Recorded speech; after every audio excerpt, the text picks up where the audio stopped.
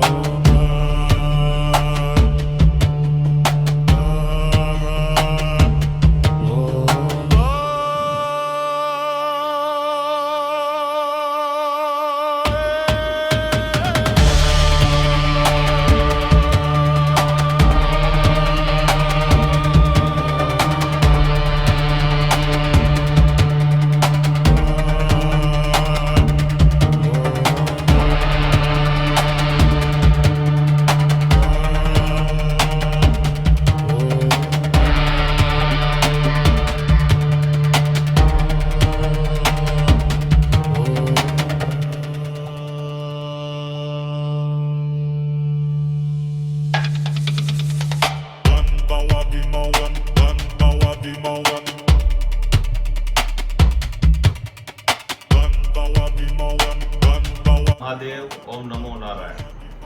તમામ ભાવિ ભક્તોને જણાવવાનું કે અમદાવાદ તાલુકો બાવળા ગામ ભાયલા, અમદાવાદ મેન રાજકોટ હાઈવે ઉપર શ્રી મામાદેવ તપોભૂમિ તીર્થ ગામની અંદર શ્રી વિઘ્નહર્તા મામાદેવની જે પ્રતિમા છે, એટલે કે મૂર્તિ જેમને બનાવેલી છે, એવા ચંદુભાઈ મારું આજે આપણી સાથે ભોજન માટે આવેલા છે અને અન્ય બીજી મૂર્તિઓનું પણ આપણે એમને કામ આપવાના છે. તમામ ભાવિ ભક્તોને ખાસ જાણ કરવી કે જો મામા સાહેબની કે અન્ય કોઈ પ્રતિમા જે બનાવવાની હોય તો ચંદુભાઈને ખાસ ઓર્ડર આપો. કેમ કે મૂર્તિકાર તો દુનિયામાં ઘણા છે, પણ આપણે જે ફોટો આપ્યો હોય અને એ જે હાથેથી કોતરીને જે બનાવવું એ કોઈ નાનો વિષય નથી. એમનામાં એવા ગુણ પડેલા હશે, એવા કર્મો હશે અને ધર્મની મર્યાદા એમને ખબર છે.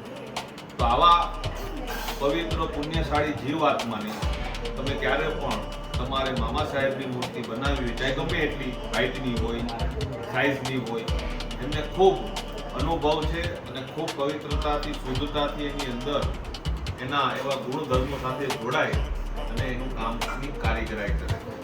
તમામ ભાવિ ભક્તોને જણાવવાનું કે ફરીથી કહું છું, શ્રી વિઘ્નહર્તા મામાદેવની જે પ્રતિમાજી છે, જે આપણે ત્યાં પાયલા ગામની અંદર એમનું તમામ પ્રકારનું કામ મૂર્તિનું ચંદુભાઈ મારું કરેલું છે, જે હાલમાં પોરબંદરમાં રહે છે અને બીજી અન્ય આગળની કામગીરી હેઠળ આજે અમારી ફરીથી એક મીટિંગ છે કે જેમાં ઘણા બધા દેવી દેવતાઓનું સ્થાન અમારે ફરીથી બનાવી અને એની શુદ્ધતા અને લોકો સુધી સનાતનની પરંપરા આગળ વધે, ધર્મની મર્યાદા સમજે, તેના માટે